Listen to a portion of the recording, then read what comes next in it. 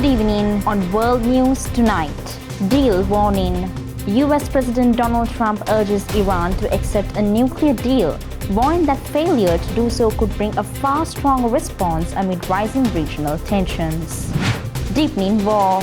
Ukraine steps up long-range strikes deep inside Russian territory as fighting intensifies and concerns grow over further escalation in the nearly two-year conflict. Heroic rescue. A firefighter who saved puppies from a burning home has gone on to adopt them, ending the day's headlines with a heartwarming act of compassion.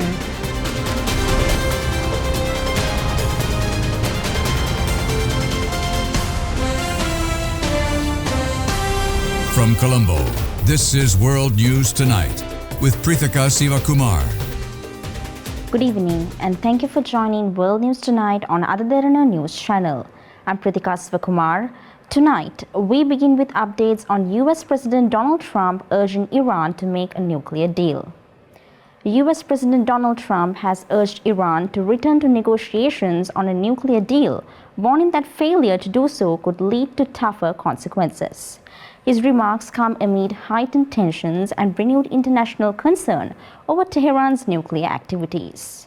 U.S. President Donald Trump on Wednesday warned Iran to accept a nuclear deal or face a far more devastating U.S. attack as American warships moved closer to the country. Trump said a U.S. naval force led by the aircraft carrier USS Abraham Lincoln is approaching Iran, calling it an armada, and said that time is running out for Tehran to negotiate a deal that would prevent it from developing nuclear weapons. Trump said his previous warning to Iran was followed by military strikes last June and warned that the next attack would be, quote, far worse. Iran responded by saying any U.S. military action would trigger Iranian strikes against the United States, Israel, and their supporters. Iranian Foreign Minister Abbas Araghchi said Iran's armed forces are ready to immediately respond to any aggression, while adding Tehran remains open to a fair nuclear deal that guarantees no nuclear weapons.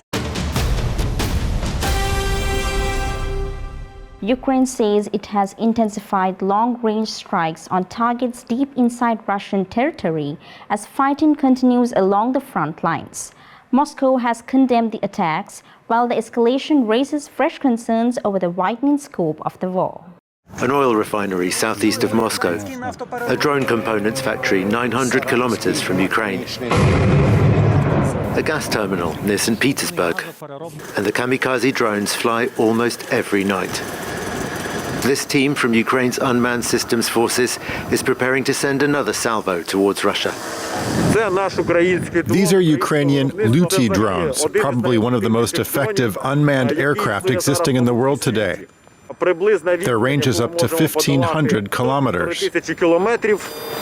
Before takeoff, there are just a few finishing touches to be added. May they burn in hell. That's the main thing we write every time. Pilots in cars follow the drones until they're airborne. This unit's targets are mostly military, Kasper says, but there is also an effort to hurt the Russian economy. The West has been a bit feeble when it comes to sanctions, not so much about introducing them, but about enforcing them. So here we're applying our own, highly effective kind of sanctions. At times, as much as a fifth of Russia's oil refining capacity has been offline due to the strikes. Japan has stressed the importance of close defense cooperation with South Korea, highlighting regional security challenges. The comments follow recent military activity involving allied forces as Tokyo and Seoul seek stronger coordination amid growing tensions in the region. The South Korean Air Force's Black Eagles aerobatic team refueled at Japan's Naha Air Base in Okinawa on Wednesday, marking the first time Japan has provided refueling support to a Korean military aircraft. Japanese media reported the team departed Wonju Air Base and landed in Naha at around 10 a.m. Japan's State Minister of Defense, Masahisa Miyazaki, said the stopover was symbolically significant and highlighted the importance of defense cooperation amid growing regional security concerns. The refueling followed a phone call between the two countries' defense ministers on December 26th and a formal request for airspace access and support sent on January 5th. The United States says it is not planning further military action, emphasizing diplomacy over force. Officials cited progress through dialogue as Washington seeks to ease tensions while maintaining security commitments in a region closely watched by the international community. We are certainly better off today in Venezuela than we were 4 weeks ago. Secretary of State Marco Rubio on Wednesday told the U.S. Senate that Venezuela's new leaders were moving toward closer ties with the United States, leaving no immediate need for further U.S. military action. I can tell you right now with full certainty, we are not postured to, nor do we intend or expect to have to take any military action in Venezuela at any time. The only military presence you'll see in Venezuela is our Marine Guards at an embassy. Okay, that is our goal. That is our expectation. Rubio faced questions from lawmakers for the first time since the raid to capture President Nicolas Maduro in early January.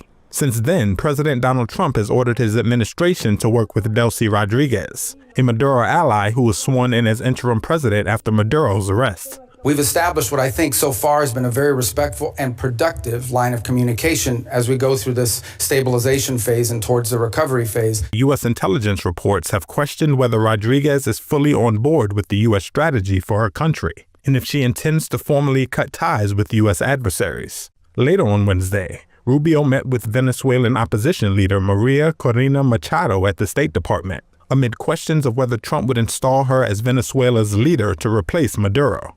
She spoke with reporters after the meeting. I think at the end, a legitimate government will be decided by the Venezuelan people, and that's something he has insisted, both him and the president, and I think that's what we all defend. Venezuela sits on the world's largest crude oil reserves, and the Trump administration has said it intends to control the OPEC members' oil industry and revenue indefinitely. South Korean President Lee says his government will work to improve the country's investment climate for foreign investors. The pledge comes as Seoul looks to strengthen economic growth, attract global capital, and reassure international businesses amid economic uncertainty. President Lee Jae-myung on Wednesday cast himself as South Korea's chief pitchman for foreign investment. Speaking at a meeting with foreign invested companies, firms in which foreign investors hold an investment of at least 100 million Korean won, or roughly $70,000 and a stake of 10%, President Lee said South Korea's best days in the market have yet to come. Lee highlighted that foreign investment will remain an essential engine of the domestic economy. Currently, more than 19,000 foreign invested companies operating in South Korea employ around 830,000 people. As of 2024, these firms accounted for almost 12% of total domestic sales and 20% of the country's exports. Promising a more predictable and investor-friendly environment, President Lee pledged to cut red tape, the most common request raised by participants at the meeting. In R&D, speed is everything. But in South Korea, importing any chemical substance, even a small amount for research and development, requires submitting a verification statement. That takes a great deal of time, and in some cases, it even makes imports impossible. Also at the event, the industry ministry unveiled plans to leverage foreign investment to boost employment for young people and for regional growth. It plans to expand incentives for foreign invested companies investing outside the capital region, including more cash support, additional R&D personnel, and the development of recruitment programs linking such firms with local universities. Let's take a short commercial break. More world news coming right after this.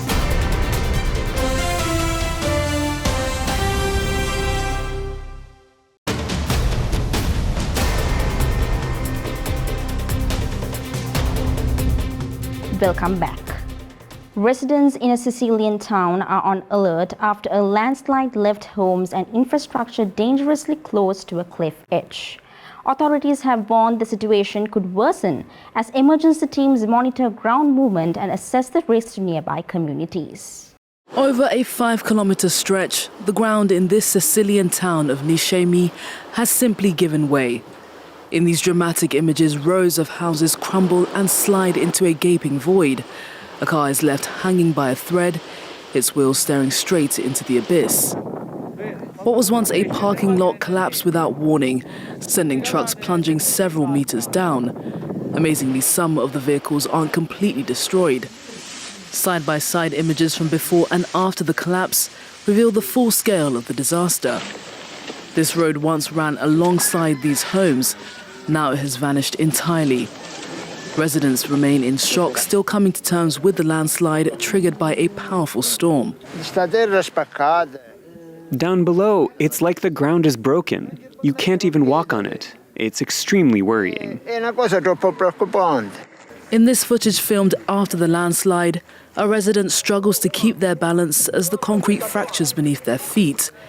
The cracks stretching across several kilometers are staggering. Around 1,000 people have been evacuated from the area. Some are taking refuge in a local gymnasium. There may be no casualties, but the sense of loss is overwhelming. Losing a house is unbelievable. We've had it for 100 years. It belonged to my grandparents. But that's how it is. My house was historic. The ground continues to collapse here, sinking between 50 and 70 meters deep towards the city center. The United States has warned South Korea that future tariff decisions could depend on the ratification of a trade agreement. The move highlights ongoing trade negotiations and signals Washington's tougher stance on economic compliance with key allies. U.S. Treasury Secretary Scott Bessent has made clear that there will be no trade deal with South Korea until the National Assembly formally ratifies it, reinforcing pressure from the Trump administration over stalled legislative approval in Seoul. In an interview on Wednesday, Bessent said the South Korean parliament has not passed the trade deal, so there is no trade deal until they ratify it, adding that it would be helpful if things moved along. His remarks refer to South Korea's pending special law on U.S.-bound investment, which Washington sees as a key condition for finalizing the agreement. The comments follow President Donald Trump's warning that tariffs on South Korean goods could rise from 15% to 25%, citing the National Assembly's failure to legislate what he called a great deal. Trump later signaled some flexibility, saying the two sides would work something out, raising the possibility that the tariff hike could be delayed or suspended. The Blue House says Washington's frustration is focused squarely on legislative delays, not on Seoul's willingness to honor its commitments. Policy Chief Kim Yong-bum told reporters the U.S. understands that investment projects cannot begin until the special law is passed, but believes the process has moved more slowly than expected. Kim said the government will press lawmakers to accelerate the bill in February, while also explaining to Washington that Seoul is taking steps to prevent further delays. He added that officials are exploring ways to conduct preliminary reviews of investment projects, so implementation can begin immediately once the law is approved. Diplomatic channels are also intensifying, with Industry Minister Kim Jong-wan traveling to Washington to meet U.S. Commerce Secretary Howard Lutnick and other senior officials to clarify South Korea's position. For now, both sides appear to be keeping negotiations open. In Australia, a passerby has carried out a citizen's arrest on a reckless driver in Melbourne. Police say the swift action helped prevent further danger, and the incident has sparked debate over public intervention in road safety situations. Passed out in the back of a police car, this is the man accused of causing chaos in Coburg. 12:30 on busy Sydney Road, and a Toyota speeds dangerously through traffic. There's a guy in a silver Camry driving like a bloody maniac on the wrong side of the road. He sideswiped and come into collision with about 5 or 6 cars. Smashing into innocent motorists. After losing control, the suspect bolted. With his face covered, he sprinted around the corner, straight into the arms of hero bystanders. Members of the public stepped in before police arrived. No, they've caught him. The runner. The same car was seen driving erratically in Pascoe Vale earlier today. A 27-year-old man from Broadmeadows is expected to be charged. See you later, bro. The U.S. Embassy in Denmark is facing criticism after removing flags linked to Danish veterans. The move has angered veteran groups, prompting calls for an explanation and raising questions about diplomatic sensitivity and respect for military service. Maja Stoll is a reservist in the Danish army. She's replacing dozens of Danish flags that were taken down by the U.S. Embassy in Copenhagen. Flags meant to draw attention to the 44 Danish soldiers killed in Afghanistan. To begin with, they can start by offering a proper apology, and then you could say they might as well apologize to the British because they didn't deserve this either. Stoll is upset that embassy officials removed 44 flags, each bearing the name of a Danish soldier killed in battle. Starting in 2001, the Danes were part of a NATO force that struck Afghanistan following the September 11th attacks. More than 1,000 NATO troops from countries outside the U.S. paid the ultimate sacrifice. Despite that, in Davos last week, Donald Trump said this about the U.S.'s NATO allies. We've never needed them. We have never really asked anything of them. You know, they'll say they sent some troops to Afghanistan or this or that. And they did. They stayed a little off the front lines. It was a false claim that stung for Danish veterans of the war like Niels Jespersen, who fought on the front lines and received medals for his service. We fought and bled alongside our American brothers in arms, so it's sad to hear these words. Trump's words also stung in the UK, where many remember the sacrifice of the more than 450 British troops who died in Afghanistan. British Prime Minister Keir Starmer described Trump's comments as insulting and frankly appalling. As for the U.S. Embassy in Copenhagen, embassy officials said there was no ill intent in taking down the first set of flags and that they would have kept them in place had they been aware of the initiative. Time for a short break now. We'll be right back with more world news.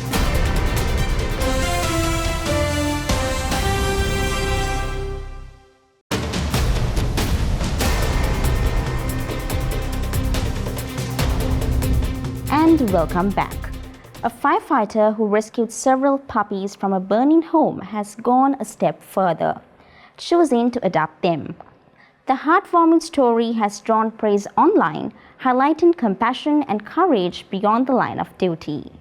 Their connection was immediate. Watch as this pair of pups are reunited for the first time. Rambunctious, unbridled, and a bit bigger since the last time they saw each other as newborns.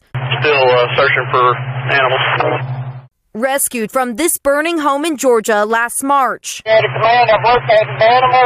Pickens County Fire Lieutenant John Isaac Holloway was one of the first responders who pulled the litter of 7 puppies from the flames. The chief, let him know that we've located them. I get the window open and start handing the puppies out through the window to him. He ended up bringing one home, naming him Lieutenant Pee-wee, Lou for short. While the rest of the litter also found their forever homes through rescue organizations, except for one, Creed. Me and my wife talked about it, and I was kind of like, ooh, don't want anything to happen to one of the pups that, I rescued. And, we talked about it and was like, yeah, we'll foster it. Good boys. Sit. But the pups' bond proved unbreakable in their reunion. As the saying goes, Holloway's family foster failed, and now these brothers are back together for good. These dogs I've had a connection with from the moment that I rescued them. It means everything. Sydney Zoo has welcomed a newborn giraffe, delighting visitors and staff alike. The zoo is inviting the public to help name the calf, as conservationists highlight the importance of protecting endangered wildlife species. Standing 6.5 feet tall, he's affectionate, playful, curious, and is still learning how to avoid ruffling his roommate's feathers at Sydney Zoo. But his journey into the world wasn't an easy one, as mum Ayama had trouble giving birth on December 6. It did mean that when he was born, he was a little bit too compromised and wasn't able to stand up in time to be able to feed from his mum. So us as the keeping team and the vet team had to step in and help raise this gorgeous little boy. The proud dad has slept many nights at the zoo over the past 2 months, helping the not-so-little calf build his strength. His birth also sparking a conversation around conservation. The giraffe population plummeting by 40% in the last 3 decades. Now less than 100,000 are left in the wild, making this journey an important one, soon to be reflected in his naming. 3 have been shortlisted. Tambuti, an African tree which is slow growing but incredibly strong. Jasiri, meaning brave in Swahili. And Bahati, translating to good luck. You can vote for your favourite on Sydney Zoo's website. And with that, we come to the end of today's edition of World News Tonight. With the hopes of seeing you again, I'm Pritika Subkumar, and we leave you tonight with visuals from Paris, where designer Matthew Blazy has made his dreamlike haute couture debut at Chanel. Do share your feedback with us via email at feedback.adncenglish@derana.lk or on WhatsApp at 076-805-7933. Thank you for watching World News Tonight on Other Derana News channel. Have a good night.